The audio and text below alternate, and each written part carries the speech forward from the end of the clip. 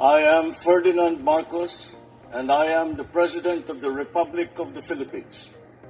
I stand today on behalf of 110 million Filipinos. I like lovely Granada, and I support her. I find her very smart, intelligent, and very articulate. Her English is so impeccable, mahihirapan si Sarah na sumabay dyan. And that's why, Lovely, I suggest that you don't debate with her strictly in English kasi mahihirapan siya. And she will not accept your challenge if the language that will be used is purely English. Tagalog nga lang, hirap na siya magsalita So, what more if you will require her to speak straight in English? Nako, mahirap. Sarah is very incompetent, and she is dumb, and boba, tanga, and tamad. She doesn't study what she says. Kaya ganon, ayaw niya makikipagdebate sa'yo niyan, sigurado yan. That is why renew your challenge, but this time don't do it strictly in English. No? I really like your articles, Lovely, and I find them very, very insightful and very truthful. Mabuhay ka! Mga kababayan, narinig yung sinabi ni Secretary Gadon. Hindi ko kilala yung sinasabi, binanggit yung pangalan na Lovely. Hindi ko alam kung ano ang totoo, kung bakit nabanggit niya at debate kay Sara Duterte. Well, guys, hindi ko kilala yon. Basta narinig natin sa kanyang sinabi na impeccable. Well, I think magaling mag-English ito si Lovely, no? Diretso, hindi nagkakamali. Impeccable, hindi nagkakamali. Kumbaga, walang habas, no? Las-las ang kanyang English. Diretso. Kung i-compare mo kay Vice Presidente, ang kanyang English is hindi talaga impeccable, no? Ibig sabihin, ang English kasi ni Vice Presidente ay napaka-impeccable, no? Minsan nagkakamali at hindi straight, hindi dire-diretso, no? So parang ang datingan is English Carabao, parang gano'n, ano? So, minsan napapansin din natin nung nakarang eleksyon ng 2022, mga kababayan, tawag dito ay hindi natin nakikita si Sara Duterte na umatin ng vice presidential debate, no? Hindi siya umatin. So, I think, minsan magtataka ka na lang, baka totoo naman yung sinabi ni Secretary Gadon dahil hindi niya kaya makipag-debate dahil lack of knowledge sa mga sa mga nakaraang mga historical or sa mga pamamalakad or paano mamuno, ano ba ang magiging role ng isang vice presidente, nararapat niyang gawin, no? So I think Secretary Gadon sa kanyang sinabi, I agree, no? Alam niyo naman, nagsalita siya ng medyo harsh word, pero ganoon talaga. Yan na po ang pagkatao niya. Kaya minsan, naiisip ko din, what if this coming 2028, kung makalusot siya sa impeachment niya, tatakbo siya, tapos pag nagkaroon ng presidential debate, sa tingin ko guys, parang hindi siya aatin. Hindi siya aatin sa presidential debate. Sa totoo lang.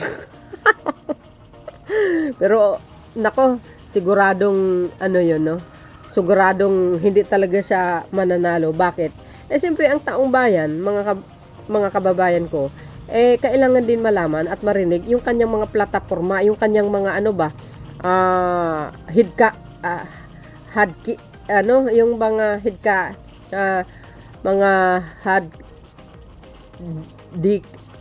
hadikain, kumbaga, para malalaman din ng taong bayan yung kanyang mga plano sa hinaharap if ever siya magiging pangulo ng Pilipinas, 'di ba? Yung kanyang mga plano tungkol sa bansa natin, paano ba masolusyonan mga iba't ibang problema na talagang every year naman or every administration na hindi kayang solusyonin ang bawat problema ng bansa dahil dekada na ganito. Hindi naman, 'di ba? Walang ibang bansa na perpekto, na walang problema. Of course, mayroon, guys, no? Lahat ng presidente na dumaan talaga namang hindi sila perpekto, pero kahit paano may nagawa naman sila. But for me, as of now, nakikita ko si PBBM lang ang nakikita ko na talagang mas maraming nagawa bilang Pangulo ng Pilipinas. Sa totoo lang, dami niyang project, marami siyang natutulungan. 'Di ba? Nakikita natin lahat eh. Kaya dito po tayo natatakot eh. Pag si Sara ang magiging Pangulo, ano kaya ang kanyang mga layunin, mga hikain, no, para sa bansa na ito. Pero marami rin nagsabi na nakakatakot kung siya ang magiging presidente dahil kung ano po yung puno, siya rin ang anak. Iyon ang pagkaingatan natin. Kaya ingatan natin ang bawat boto natin. Huwag tayo magpapadala sa mga pera na maaring magbabayad ang mga ibang kandidato. Ingatan natin po yun. No? Huwag tayo madadala sa mga salapi. Ang importante kung paano natin ingatan na mailagay ang bansa sa tamang pamumuno ng isang leader. Yun, ang importante yun, mga kababayan. Kaya nga, sabi ng iba, hindi kami sang-ayon talaga or hindi namin sa gusto magiging leader kasi baka mamaya pupugaran po tayo ng mga chikwa dito delikado ang bansang Pilipinas. Kung nakikita nyo ngayon sa pamuno ni Pangulong Marcos Jr., guys, gabulto ang pumapasok ng mga kontrabando. Kitang-kita nyo naman siguro, no? Sobra-sobra talaga. Kung i-upload ko lang lahat araw-araw, napakadami, guys, no? Ay ang pinipili ko lang dahil medyo masilan kasi sa YouTube. Kaya itong pinaka-delikado talaga pagdating ng panahon.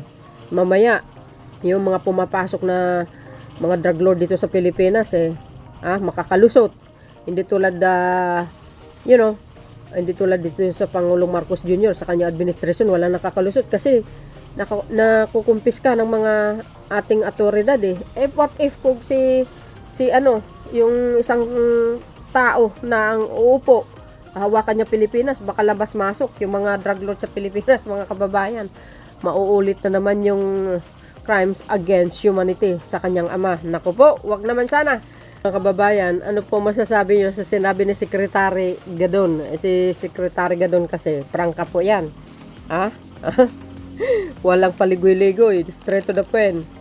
Kaya na pong balang humusga. Thank you guys for watching. Don't forget to follow me, likes, and comment. Bye bye bye, babus. God bless Philippines. Bye everyone. Di ba guys? Kayo anong komento nyo? Well, masasaktan na naman ang mga DDS pag napanood ito, mga beswa. Siyempre, to the rescue yan. Di ba? So, ayun, mga kababayan, ano masasabi nyo? For sure, masasaktan ang mga DDS sa sinabi ni Secretary Gadon. Ako naman, nag-react ako because yung based on facts naman ang aking nakikita, base sa aking observation, the way si Sara magsalita, mga kababayan. Real talk po yan, no? Kasi pag once na nag-English kasi siya, parang English karababa, pero nandoon pa rin na clear naman yung sinabi niya. But yung the way na magsalita siya, na tulad ni Pangulong Marcos Jr., malayong malayo.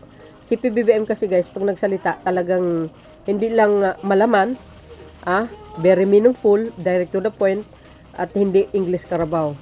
Siyempre, Oxford yan So yun guys, ang aking pinaka-latest update. Kayo nang bahalang humusga. Don't forget to follow me, likes, and comment. Bye bye bye, and babus. God bless Philippines. Bye everyone. There's more. Bye guys.